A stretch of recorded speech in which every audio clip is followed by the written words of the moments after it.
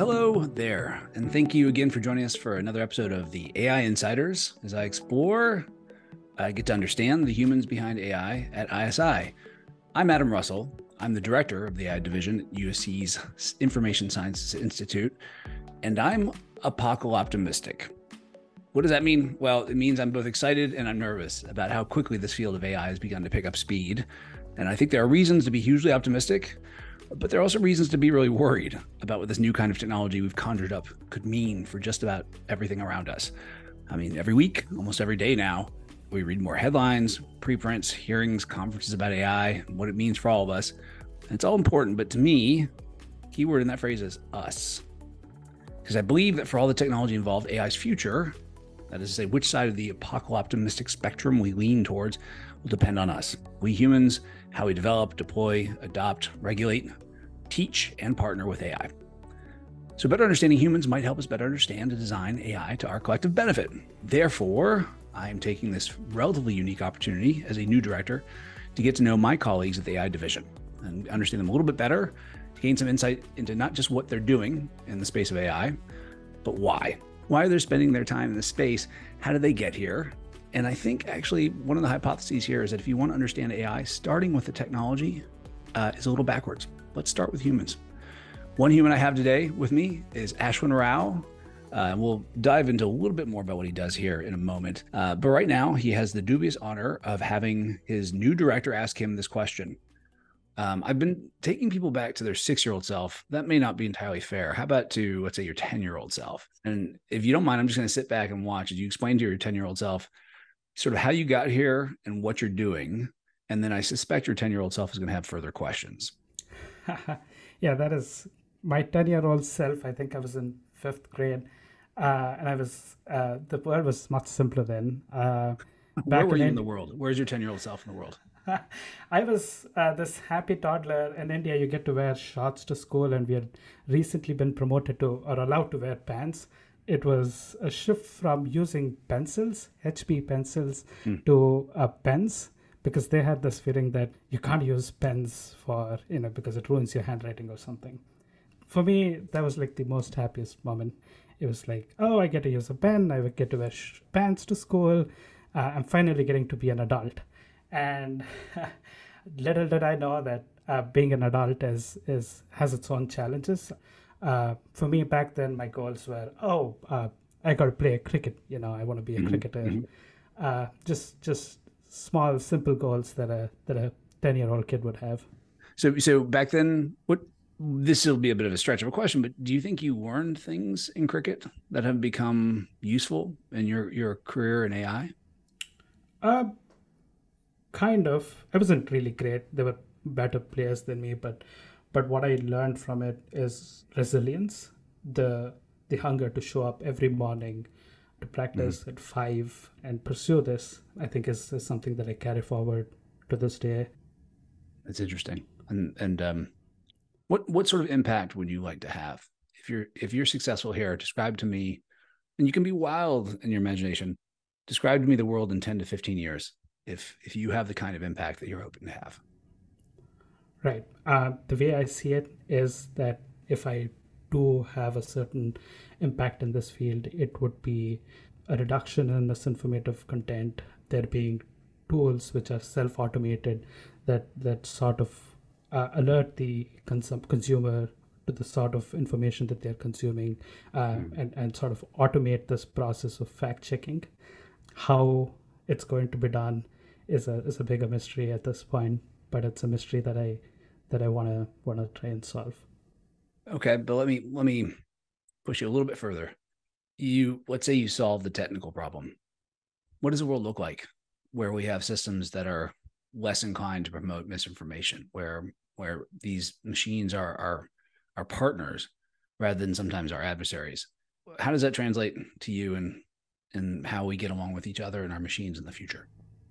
I agree. I mean, that is a good question. The way I see it, I definitely don't see machines as an adversary, because I think machines are what we make them to be. And it's something that's completely in our control. So I definitely see them to be useful and able partners. So the way I see it is AI taking over a much more prominent role in health, Mhm. in conducting robotic remote surgeries, automated information reliability checks, a self-driven transportation system Mhm. wherein there Mhm. is lesser reliability on humans and hence lesser human errors. So this would sort of be my vision for the next 10 to 15 years. Yeah, you see reduction of misinformation and the promotion of these kinds of intelligent autonomous systems that are on our side. You see that as leading to goodness, right? Yeah, yeah, yeah, definitely. I mean, or at least it's the optimist in me that sort of sees that. So, what do you worry most about? Let's say things go wrong. How wrong can things go, and what does that lead us to? Um, I think as wrong as it can go. If you listen to Elon Musk, then society is doomed because of AI agents. You know, you could have any of those Hollywood sci-fi movies become true.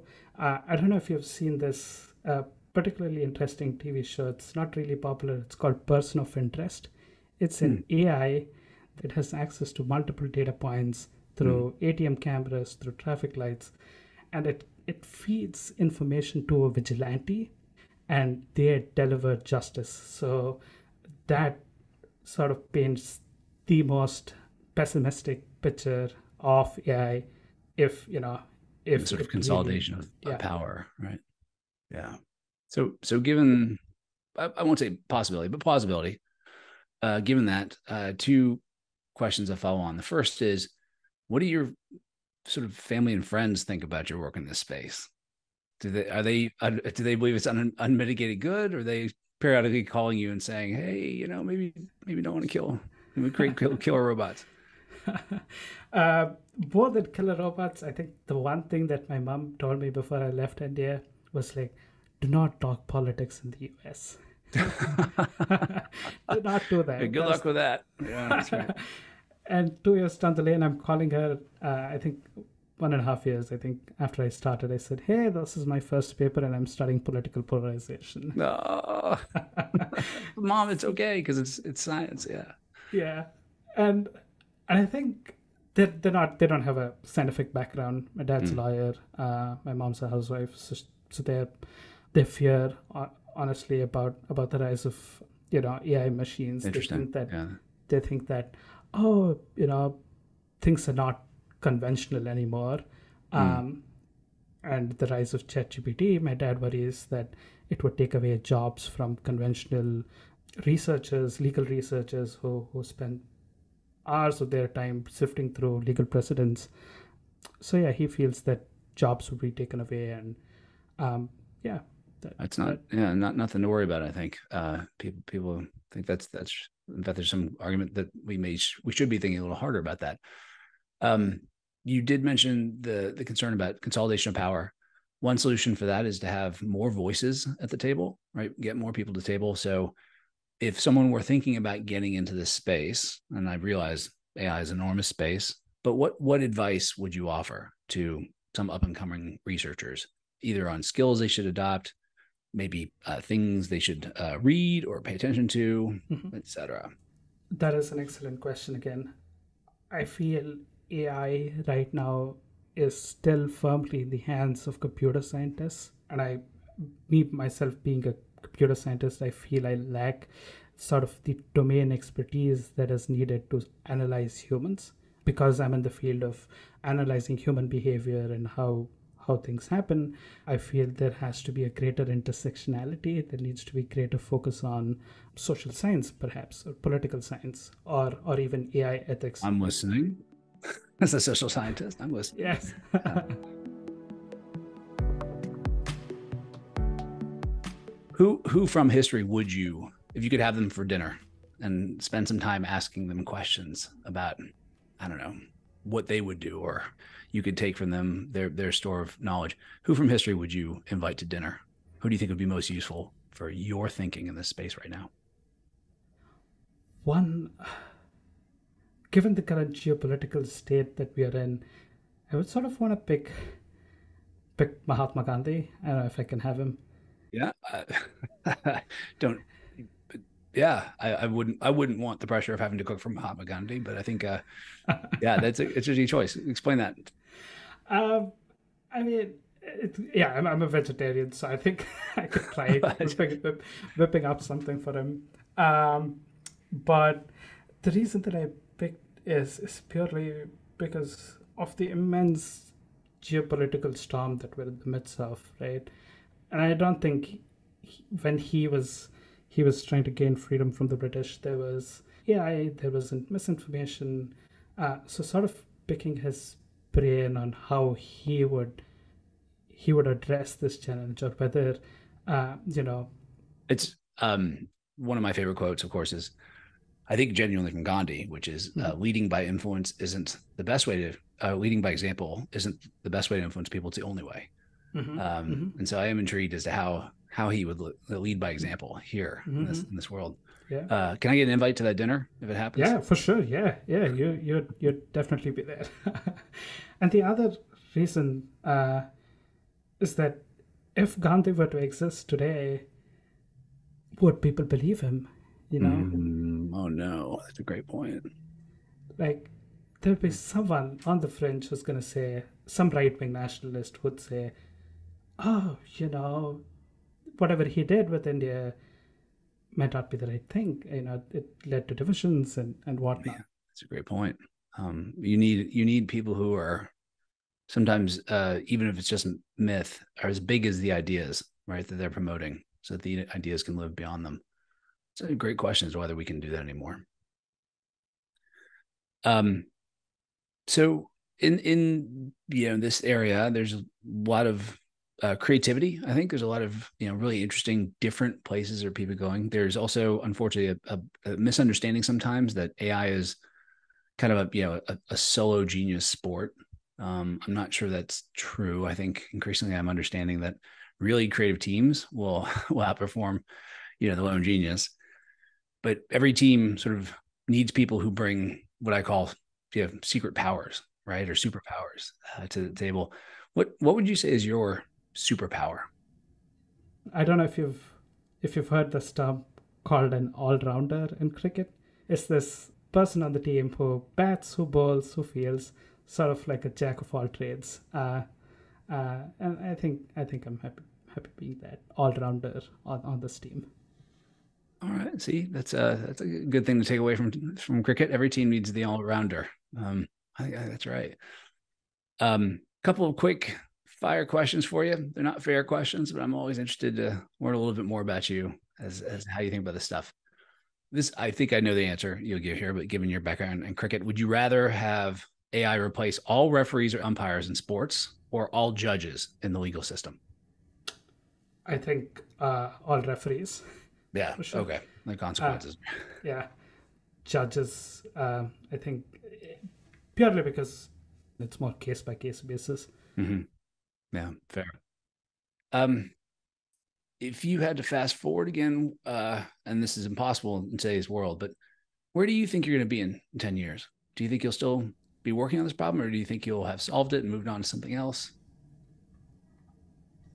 I feel I'd still be solving it. It is a problem that might take a little bit more time than 10 years. I definitely see myself in academics, Hmm. sort of pursuing this field, sort of trying to bridge that gap between computational approaches and social science. So yeah, I'd still be here. So, a question that follows on from that, because I think there is a tendency now, certainly external to AI, to be focused on sort of the big tech players, right, the large companies, where you can get a sense that universities almost are irrelevant to some degree, right? I mean, isn't that adorable? You guys are doing your fundamental research. Meanwhile, OpenAI is over there raking in billions. That clearly you don't believe that. Tell me why universities are not irrelevant to AI. The driver for universities is not money. I'm sure there is money involved with grants and keeping your funders happy, but I don't think the goal is to increase engagement or increase business revenue. The goal is to perform unbiased research, and I Hmm. think that is where universities will stand out from big tech corporations, and this ability of universities to publish unbiased, fearless research.